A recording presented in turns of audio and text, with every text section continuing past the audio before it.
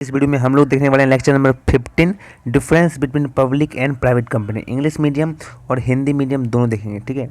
तो चलते हैं, शुरुआत करते हैं पब्लिक एंड प्राइवेट कंपनी का डिफरेंस, ठीक है। तो सबसे पहले हम लोग यहाँ पर बता देते हैं, आपको हमेशा बताते हैं, सबसे पहले हम लोग इंग्लिश देखेंगे फिर हिंदी मीडियम देखेंगे, ठीक है। चलिए, तो difference between public company and private company, इस दोनों का डिफरेंस देखना है।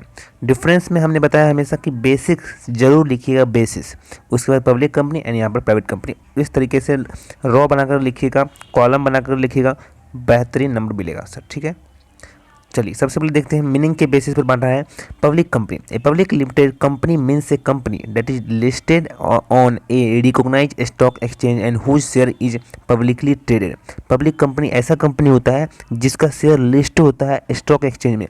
स्टॉक एक्सचेंज अपने भारत में दो है, एक है NSE नेशनल स्टॉक एक्सचेंज और दूसरा है BSE बॉम्बे स्टॉक एक्सचेंज, समझ गए।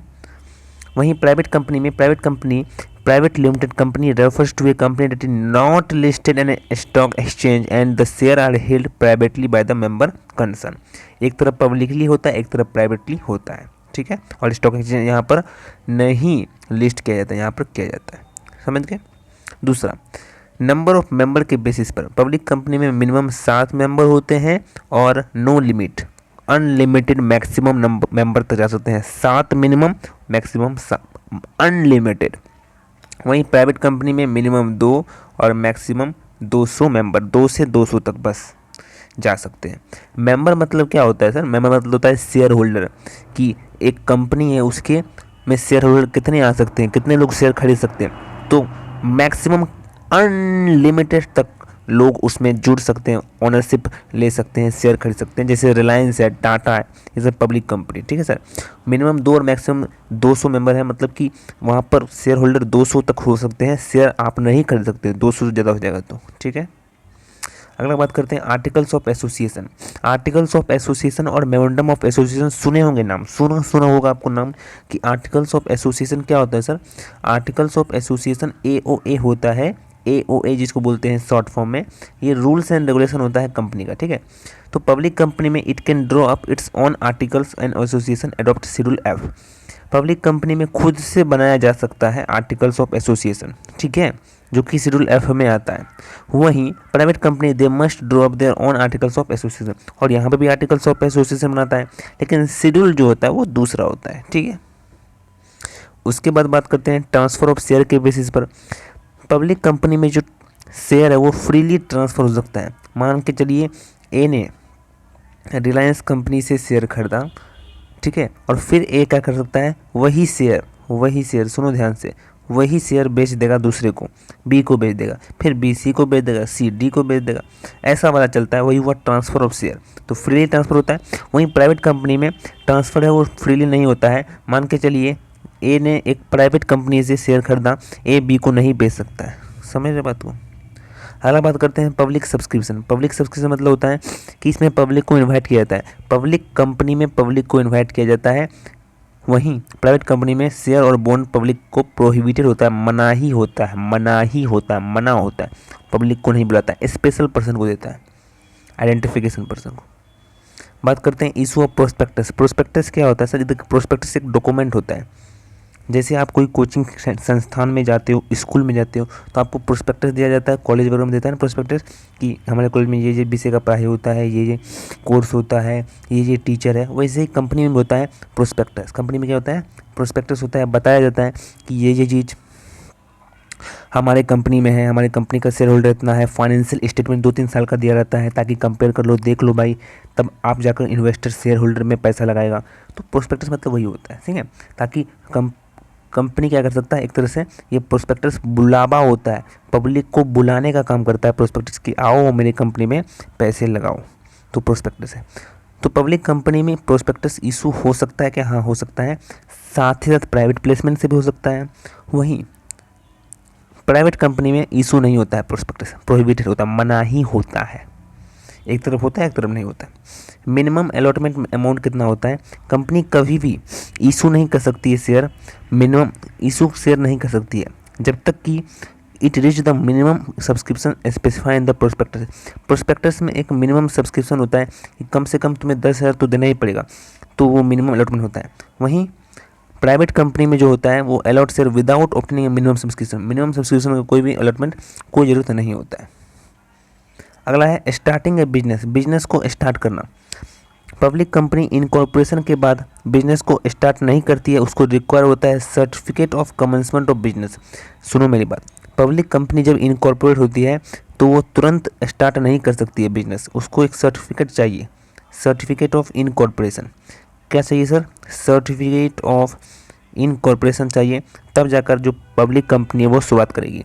वहीं प्राइवेट कंपनी के पास जैसे ही प्राइवेट कंपनी इनकॉर्पोरेट हुई, बिजनेस इमीडिएटली स्टार्ट होता है after receiving a commercial registration. जैसे मोहर मिल गया, जैसे उसको अलॉट हो गया नंबर, है ना, कंपनी का नंबर होता है जिसको हम लोग क्या कहते हैं, CIN number, corporate identification number मिलता है ना कंपनी का, तो शुरू कर दो भाई। लेकिन यहाँ पर सर्टिफिकेट जब तक नहीं मिलेगा तब तक नहीं शुरू करेगा। डिफरेंस है ये सब। अपॉइंटमेंट ऑफ डायरेक्टर के बेसिस पर क्या डिफरेंस है? पब्लिक कंपनी में वन डायरेक्टर में भी अपॉइंटेड बाय वन रिजोल्यूशन, एक डायरेक्टर क्या कर सकता है, एक रिजोल्यूशन को पास कर सकता है। वहीं प्राइवेट कंपनी में दो या दो से ज़्यादा डायरेक्टर चाहिए, वन रिजोल्यूशन के द्वारा, है ना, अपॉइंट करता है। ठीक है। स्टैच्यूटरी मीटिंग मतलब लॉ का जो मीटिंग होता है, स्टैच्यूटरी मीटिंग बहुत ही ज़्यादा ज़रूरी होता है। स्टैच्यू मतलब होता है कानूनी जो भी मीटिंग होता है वो करना पड़ता है पब्लिक कंपनी में। वहीं प्राइवेट कंपनी में कानूनी ये सब ऑप्शनल है, करो या ना करो कोई बात नहीं। उसके बाद यूज ए सफिक्स, सफिक्स मतलब होता है ना, पढ़े होंगे सफिक्स प्रीफिक्स, हिंदी में पढ़े होंगे उपसर्ग प्रत्यय, है ना, वही सेम टू सेम वही वाला है।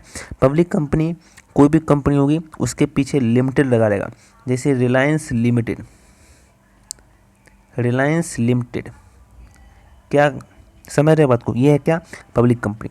कोई भी कंपनी के पीछे लिमिटेड होगा, समझ जाना वो पब्लिक कंपनी है। और कोई भी कंपनी के पीछे प्राइवेट लिमिटेड, PVT लिमिटेड लिखा रहेगा, देखोगे PVT लिमिटेड लगेगा, क्या समझेंगे कि वो प्राइवेट कंपनी है। सर कोई भी कंपनी का नाम देख लो, अगर उसके पीछे में लिमिटेड नाम है ना तो समझ लेना वो पब्लिक कंपनी है। अगर उसके पीछे PVT लिमिटेड है या प्राइवेट लिमिटेड है ना तो समझ लेना वो प्राइवेट कंपनी है। समझ रहे बात को? चलिए, डिफरेंस क्या है सर? सफिक्स के हिसाब से डिफरेंस ये है कि पब्लिक कंपनी में लिमिटेड रहता है पीछे में, वहीं प्राइवेट कंपनी में प्राइवेट लिमिटेड रहता है पीछे में। क्लियर हो गया? अब है last, disclosing report to the public, मतलब पब्लिक को रिपोर्ट दिखाना पड़ता है। पब्लिक कंपनी में कंपलसरी है, अनिवार्य है एनुअल फाइनेंशियल स्टेटमेंट दिखाओ पब्लिक को। एनुअल जो फाइनेंशियल स्टेटमेंट होगा, सुनो ध्यान से, एनुअल जो फाइनेंशियल स्टेटमेंट होगा वो आम जनता को दिखाना पड़ेगा, ठीक है। वहीं जो प्राइवेट कंपनी है उसमें दिखाने की ज़रूरत नहीं है। समझ गए? ये डिफरेंस आपका पूरा हो गया। रेडी? PDF मिलेगा आपको टेलीग्राम चैनल पर, जाओ जल्दी से लो। अभी रुक जाओ, हिंदी मीडियम में देखते हैं, हिंदी वाले भी बने रहिए, ठीक है। हिंदी में भी देखते हैं, जो बच्चे इंग्लिश मीडियम में वो भी देख सकते हैं ताकि और भी क्लियर कंसेप्ट हो सके। चलो आ जाओ। सार्वजनिक कंपनी और निजी कंपनी के बीच अंतर, अर्थ के हिसाब से पब्लिक लिमिटेड कंपनी का मतलब एक ऐसी कंपनी है जो किसी मान्यता प्राप्त स्टॉक एक्सचेंज में सूचीबद्ध हो और जिसके शेयर का सार्वजनिक रूप से कारोबार होता हो। समझ रहे मत को? वहीं जो निजी संघ होता है, वहीं जो प्राइवेट कंपनी होती है वह होती है एक ऐसी प्राइवेट लिमिटेड कंपनी होती है, एक ऐसी कंपनी को संदर्भित करती है जो स्टॉक एक्सचेंज में सूचीबद्ध नहीं होती है, ये नहीं होती है और शेयर संबंधित सदस्यों द्वारा निजी तौर पर रखे जाते हैं।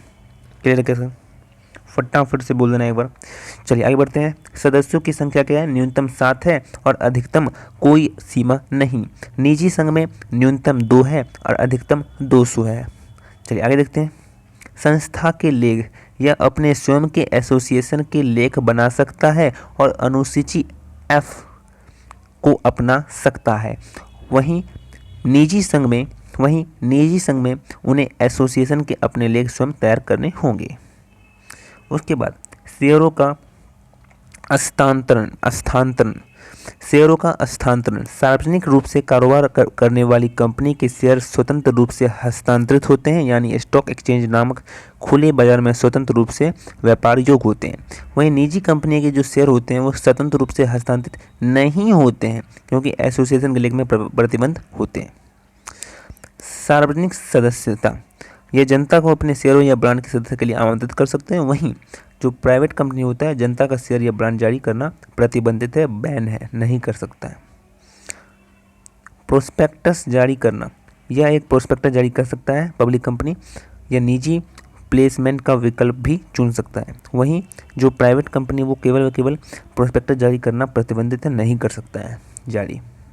न्यूनतम आवंटन राशि जो होती है, कंपनी तब तक शेयर जारी नहीं कर सकती है जब तक कि वो प्रोस्पेक्टस में निर्देशित न्यूनतम सदस्यता तक नहीं पहुंच जाती है। वहीं जो कंपनी है, जो कौन सी कंपनी है, निजी कंपनी है, वो न्यूनतम सदस्यता प्राप्त किए बिना शेयर आवंटित कर सकती है। अगला है कोई कारोबार शुरू करना, उसके आधार पर निगमन के बाद इस व्यवसाय शुरू करने का प्रमाण पत्र की आवश्यकता होती है। बताया ना, जो प्रमाण पत्र होता है उसका आवश्यकता होता है, तब जाकर अलॉट शुरू कर सकता है।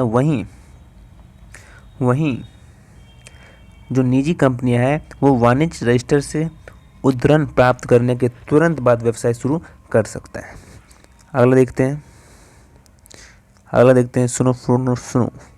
निर्देशक की नियुक्ति, एक निर्देशक की नियुक्ति एक प्रस्ताव द्वारा की जा सकती है। वहीं एक प्रस्ताव द्वारा 2 या 2 से अधिक निर्देशक की नियुक्ति की जा सकती है। वैधानिक बैठक अनिवार्य है, वैधानिक बैठक विकल्प नहीं है। आप समझ गए ना, ये जो पार्टी है, ये इधर वाला क्या है, इधर वाला अपना पब्लिक कंपनी, इधर वाला अपना प्राइवेट कंपनी। तो उसी हिसाब से मैं आपको बताता जाऊँगा, ठीक है। चलिए, प्रत्यय का प्रयोग, एक सार्वजनिक कंपनी को अनिवार्य रूप से अपने नाम से लिमिटेड शब्द शामिल करना होगा। वहीं एक निजी कंपनी को अपने नाम से प्रत्यय के रूप में प्राइवेट लिमिटेड शामिल करना होगा। सुनो मेरी बात, क्या करना होगा, प्राइवेट लिमिटेड लास्ट में लगाना होगा। लास्ट है जनता के सामने रिपोर्ट की खुलासा, एक सार्वजनिक कंपनी का अनिवार्य रूप से जनता को त्रैमासिक और वार्षिक वित्तीय विवरण जारी करना चाहिए। वहीं एक निजी कंपनी को अपने वित्तीय परिणाम जनता के सामने प्रकट करने की आवश्यकता नहीं है। तो ये था दोस्तों डिफरेंस, केवल हम लोगों ने डिफरेंस देखा, बहुत बेहतरीन तरीके से समझा, सब 10 पॉइंट से ऊपर है। आपको बता देता हूँ मैं, ये वाला जो PDF है मिलेगा आपको टेलीग्राम चैनल पर, ज्वाइन कीजिए, ज्वाइन आवर टेलीग्राम चैनल। कहाँ पर ज्वाइन करना है, डिस्क्रिप्शन में लिंक है, जल्दी से जाओ, डिस्क्रिप्शन में लिंक दिया गया है, डिस्क्रिप्शन में फटाफट से ज्वाइन हो जाओ। PDF मिलेगा आपको वहीं। सर इसका जो PDF है वो कहाँ मिलेगा, PDF जो है आपको मिलेगा हमारे टेलीग्राम चैनल पर, तो PDF वहीं मिलेगा, फटाफट से जाओ डाउनलोड कर लो। Thank you so much.